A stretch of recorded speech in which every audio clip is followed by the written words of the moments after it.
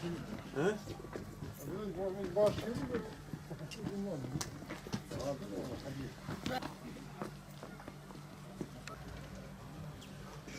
Biyana vakta goyazi var ya, kadastrar riya hakkıvan ülküye, iyi niyetli huyayı, Mustafa Bey de. Karşı milyon ton malzeme.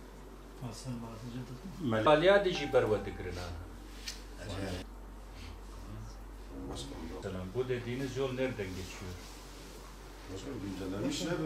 Hep tarla parselleri var zaten içinde. Meradır. O var ya başkanım. 3,5 metre, 3 metre bir dolgu oldu mu? Tamam. Bir menfez daha açmak He. lazım bir tane. Hani menfez şart. Bir tane. Demir yol malzemeyi doldurur.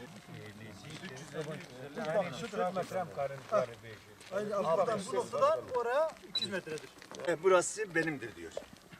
Hani 84'ten beri burası.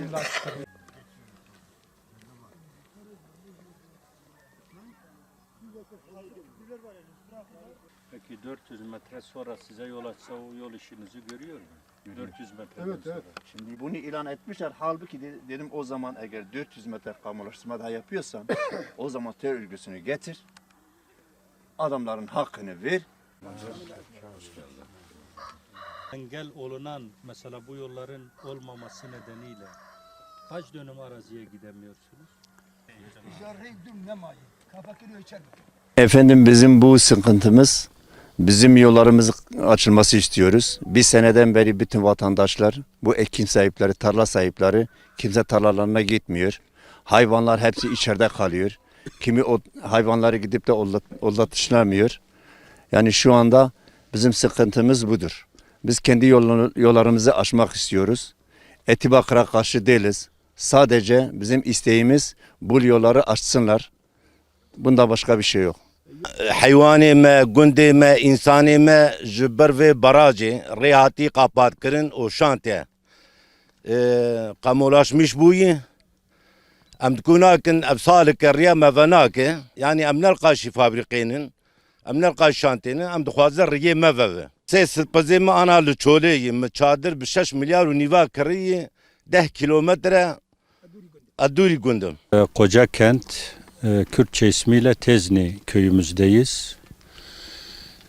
Köylülerimizi ziyaret ettik. Köylülerimiz burada bize kendi sorunlarını intikal ettiler. Biz de bu sorunu ilgili mercilere sizin aracılığınızla ve kendimiz de inşallah birebir ilgili yetkili mercilerle görüşmeye çalışarak bu köylülerimizin sorunlarının halli için elimizden gelen gayreti inşallah yapacağız. Şu an bulunduğumuz mevki bir zamanlar fosfat tesislerinin 80'li yıllarda fosfat için gölet oluşturulmuş ama şu anda atıl durumda. Yani bu tesisimizin öyle bir gölete ihtiyacı yok. Parselasyona baktığımızda burada herhangi bir parsel numarası da yok. Kamu malıdır bu bulunduğumuz alan, bu gölet alanı. Evvela şunu da beyan etmek istiyorum. Burada şu anda etifosfat tesislerini işletmesini sizin aracılığınızla köylerimizin huzurunda da böyle bir yatırımın yapılması bölgemiz için, ülkemiz için büyük, güzel bir katkıdır, güzel bir yatırımdır. Takdir ediyoruz, teşekkür ediyoruz.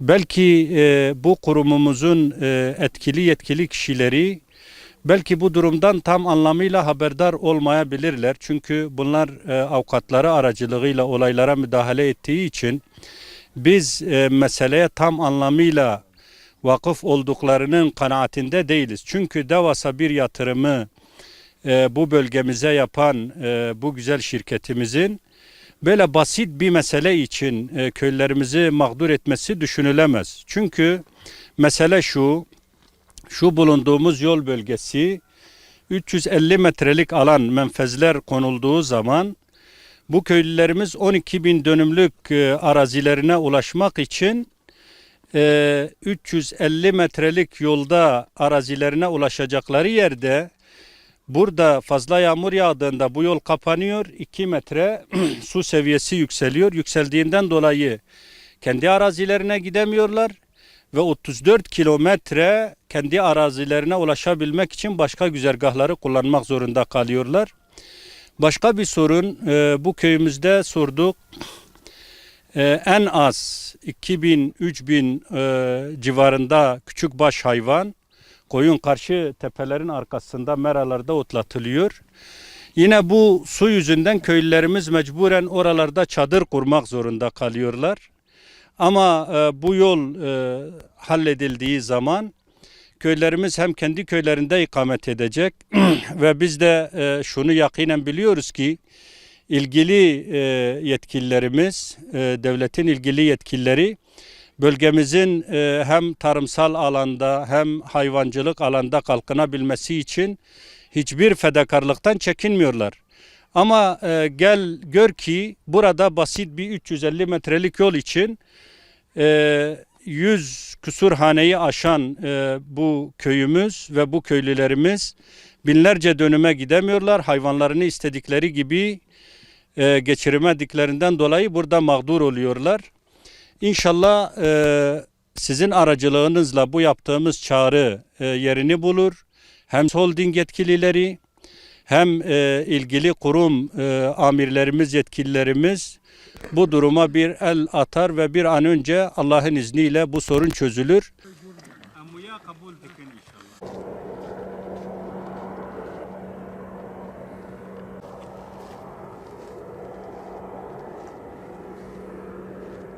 Bu yol iptal oldu. Bu boydan boya kumar. Görmüşseniz görmemişseniz bilmiyorum. Buna باید تو جعبه خود بینی